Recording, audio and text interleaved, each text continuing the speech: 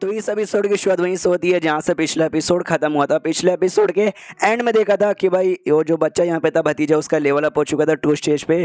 तो अब अपना जो पेड़ यहाँ पे था ना, पेड़ को बुला लेता है और कहता भी ये देखो मेरा बर्ड है ना, बर्ड पे बैठ के तुम आराम से घूमने जा सकते हो। तो सामने से भतीजा तो खुश, ये बल्ले बल्ले। तो हमारा मेन कट्टा भी सोचता है जो मेरे दोनों पेड्स यहाँ पे ना, वो दोनों भी काफ़ी मिस्टीरियस, काफ़ी अजीब और काफ़ी ज़्यादा कमाल के यहाँ पर है। उन दोनों का पावर ना हॉर्निवर स्टेज के लेवल 1 पर और लेवल 3 पर है। तो सामने से मेरे भतीजे का भी अच्छा खासा लेवल अप है।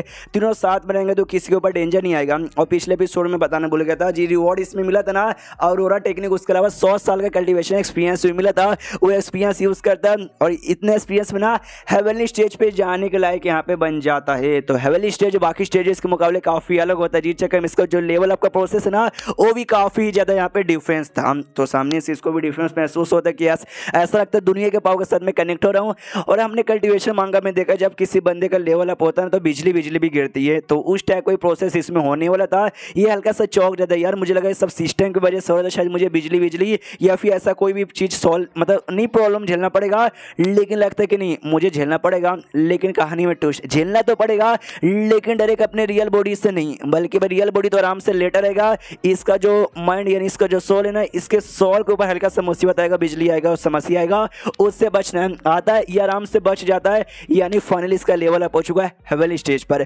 घर में आराम से ऐसा लेटा हुआ था रियल बॉडी के अंदर और कहता है 10 साल भी शायद मुझे नहीं हुए होंगे इस घर में रहते रहते। और देखो एक नौवा बंदा से अपन डरे के ना हेवनली लेवल पे जा चुका है, जबकि लोग कहते हैं कम से कम 10,000 साल लग जाता है, अपन 10 साल के अंदर यहाँ पे चला गया। इसके सिस्टम में लिखा था वेल कांग्रेचुलेशन, आप हेवनली स्टेज पे भी चले गए, प्लस दुनिया के सबसे यंगेस्ट बंदे हो जो हेवनली स्टेज पर, मतलब सबसे यंगेस्ट सबसे जवान हेवनली स्टेज के बंदे हो, प्लस दुनिया का सबसे कम टाइम के अंदर हेवनली स्टेज पे जाने वाले बंदे हो। तो बदले में आपको रिवॉर्ड यहाँ पे मिलता है। एक तो आपका जो स्मॉल वर्ल्ड है ना, उसको यहाँ पे अपडेट कर दिया जाएगा, सबसे कमाल की बात। और सेकेंडली डिवाइन क्रिस्टल नाम का क्रिस्टल मिलेगा। ये देखता है यार सच्ची में भाई सिस्टम की मदद से 10 साल के अंदर अपन हेवनली स्टेज पे चले गया। दुनिया में ऐसा कोई बंदा हो ही नहीं सकता जो 10 साल के अंदर यहाँ पे हेवनली स्टेज पे चल जाए। यानी ये बात तो ठीक है।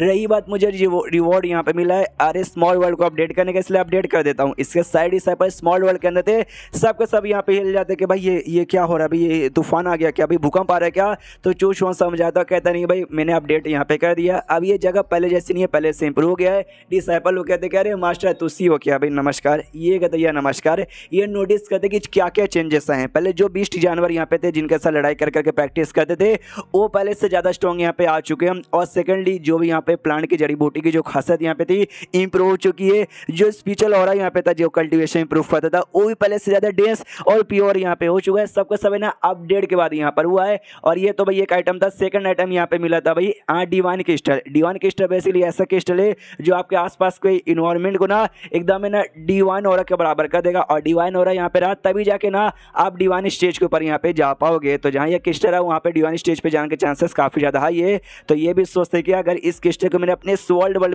वर्ल्ड में लगा दिया तो वहाँ पे कल्टीवेशन करके डिवाइन स्टेज पे जा सकते हैं। हाँ, तो आराम से यहाँ पे लगा देता है। अब ठान लेते हैं कि हाँ भी हेवनली स्टेज पे जा चुका हूँ, बहुत जल्दी डिवाइन स्टेज के ऊपर भी यहाँ पे जाना है। आई डोंट नो भाई अभी के लिए हमारे इस प्लेनेट पर कोई डिवाइन स्टेज का बंदा होगा या फिर नहीं होगा। लेकिन अगर मैं खुद से कल्टीवेशन करते हुए बैठा ना, तो भाई हजारों सालों यहाँ पे लग जाएंगे, तो भी अपन डिवाइन स्टेज के ऊपर जा नहीं पाएगा। अब जो सिस्टम है ना, अपन को सिस्टम के ऊपर यहाँ पे डिपेंड रहना चाहिए। और सिस्टम भी मुझे 100 साल का एक्सपीरियंस ज़्यादा कर तभी देता जब मेरे किसी डिसाइपल के यहाँ पे लेवल अप होता। लेकिन अभी यहाँ पे वांग लुओ का हो चुका है, साथ ही में उस मॉन्ग का भी हो चुका है, साथ ही में यहाँ पे नौकरानी का भी हो चुका है और डिंगी का भी हो चुका है। यानी जब ये लोग अगला लेवल पे यानी हॉर्निवल स्टेज पे जाएंगे ना, तभी जाके मुझे कुछ सालों का मिलेगा। लेकिन जो मेरा भतीजा है ना, अभी तक वो एम्पायर स्टेज पे गया नहीं है, वो एम्पायर स्टेज पे जाएगा। हो सकता है दुनिया का सबसे यंगेस्ट बंदा बन जाएगा ये एम्पायर स्टेज पे जाने के लिए। तो हो सकता है मुझे 100 साल का नहीं बल्कि 1000 साल का एक्सपीरियंस यहाँ पे दे, यानी मुझे उस पर ध्यान देना चाहिए। प्लस दूसरा जो मेरा मॉन्क यहाँ पे था भाई, वो डेमोन जिसको मैंने बनाया था,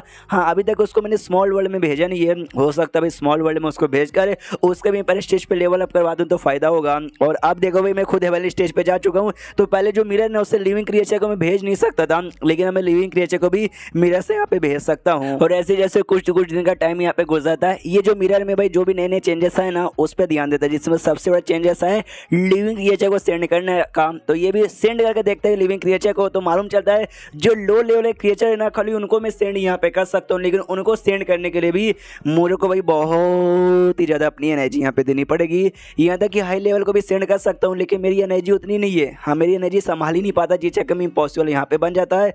मुझे लगा अगर लिविंग क्रिएचर को भेज सकता हूँ ना तो और भी बंदे लोग को बुद्धू बनाना आसान होगा, लेकिन कोई बात नहीं, ऐसे लगा पड़ा था कि हमें कोई टैलेंटेड मिल जाए, लेकिन नहीं मिला था। ऐसा करते करते काफ़ी दिन का टाइम यहाँ पे गुजरते रहता है और तो ये भी बोर ही होता है। तो सोचा है भाई क्यों ना एंटरटेनमेंट के लिए कुछ यहाँ पे किया जाए। जो नुकरानी यहाँ पे थी ना उसको इसने डांस सिखा दिया था और जब मन करता कहता भी डांस करो, वो डांस करती, उसने वायलिन म्यूजिक वो सब यहाँ पे सिखा दिया था, बजाने को कहता वो सामने से बजाती।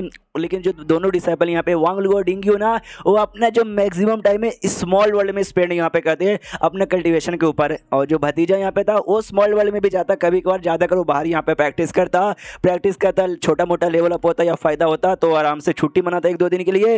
बट बिल्ली के साथ ना बाहर यहाँ पे घूम के आता और साथ ही में जो अरोरा टेक्निक इसको मिली थी ना, सिस्टम ने दिया था, वो टेक्निक भी आराम से पास कर देता है अपने भतीजे की ओर। और मैंने इससे पहले भी बोला था कि भाई लगभग 10 साल होने वाला है, 10 साल पूरा हुआ नहीं है, तो ये तो बड़ा एक्साइटेड है कि यहाँ पे 10 साल होने पे जो मुझे रिवॉर्ड यहाँ पे मिलेगा ना वो कैसा हो सकता है। अभी जो वो यहाँ पे रहेगा कसम खा के यहाँ पे कहता हूँ काफी ज्यादा मवाल होने वाला है। ये जो लड़की यहाँ पे थी ग्रेट टेम्पर वो भी मेरी हाफ डिसाइपल यहाँ पर है और मालूम है कौन सा, वो तो पैरा स्टेज के 5वें लेवल पे जा चुकी है। और रही बात है यार ये जो सॉल डेमोन यहाँ पे था जो मॉन्क बन चुका था वो तो पहले से हेवली स्टेज के 8वें लेवल पे था, हेवली स्टेज के 9वें लेवल पे जा चुका है, यानी बहुत ही बढ़िया। अगर मुझे 10 साल का जो रिवॉर्ड मिला ना उसमें पक्का 100 साल का एक्सपीरियंस तो मिल ही जाएगा। तो 100 साल के एक्सपीरियंस में आपन भी हेवली स्टेज के 2nd लेवल पे तो यूं आराम से यहाँ पे चल ही जाएगा, कोई दिक्कत की बात यहाँ पे नहीं है। उतने में नोटिफिकेशन आता है सिस्टम के अंदर कि वेल कांग्रेचुलेशन, आपका जो डेमन वाला डिसाइपल था ना मोटियन उसको जो था भी बुद्धिज्म में काफी ज्यादा ज्ञान यहाँ पे मिला और एम्पायर स्टेज पे जा चुका है, बधाई हो। ये कंफ्यूज की भाई उसको इतना ज्यादा क्या ऐसा ज्ञान मिल गया कि डायरेक्ट सीधा एम्पायर स्टेज पे लेवल अप हो गया, वाह। तो अपने मीडिया द्वारा निकल जाता है चेक करने के लिए क्या एक्जैक्टली ऐसा कर क्या रहा है जो डायरेक्ट उसका लेवल अप हो गया। तो आराम से किसी गुफा में बैठ के अपना कल्टीवेशन यहाँ पे कर रहा था, काफ़ी अच्छे से कर रहा था। जो देखता है ये भी देखता है कि हाँ भाई इतना अच्छे से कोई कल्टीवेशन करेगा तो ऑफकोर्स भाई उसका फटाक से तो लेवल अप हो जाएगा ना। तो करते करते नोटिस करता है उसने तियांग लॉन्ग नाम के कमाल के टेक्निक यहाँ पे क्रिएट कर ली है, जो देखते सामने से हिल जाता है। क्योंकि भाई ये जिस दुनिया में रहता है वहाँ पे जो भी मानुअस वगैरह पढ़े थे बुद्धिज्म के बारे में उसमें भी ऐसी कमाल कमाल की बड़ी टेक्निक लिखा हुआ था, उसमें तो भाई लिखा हुआ था लेकिन इसने खुद से यहाँ पे तैयार कर लिया, बना लिया, इतना स्ट्रॉन्ग मुझे अपने आंखों पे यकीन ही नहीं हो रहा। उसका कल्टीवेशन हो जाता है, आराम से उड़ता, अपने कपड़े वपड़े पहनता है, अमित वाह बोल के निकल जाता है और चैप्टर यहीं पे खत्म हो जाता है। रिवॉर्ड मिलना भी बाकी है, देखते हैं इस बार सिस्टम ने क्या रिवॉर्ड यहाँ पे दिया है। तो चैप्टर खत्म तो वीडियो भी खत्म, तो मिलते हैं अगले किसी वीडियो में, जब तक के लिए बाय बाय।